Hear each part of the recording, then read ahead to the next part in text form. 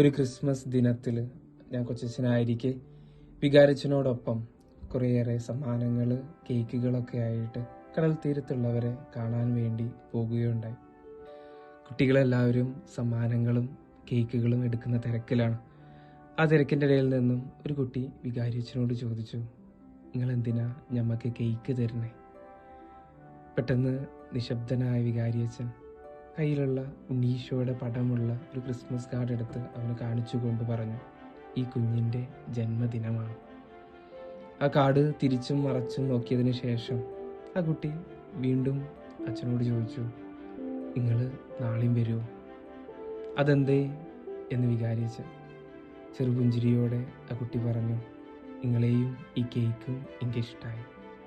ഇത് പറഞ്ഞ് പൊട്ടിച്ചിരിച്ചുകൊണ്ട് അവൻ ആ കടൽ തീരത്തെ കുടിലുകളിലേക്ക് ഓടി മറഞ്ഞു. ചിരി നഷ്ടപ്പെട്ടു പോയവർക്ക്, സന്തോഷം നഷ്ടപ്പെട്ടു പോയവർക്ക് സന്തോഷവും ചിരിയും തിരിച്ചു നൽകാനുള്ള കാലമാണ് ക്രിസ്തുമസ്.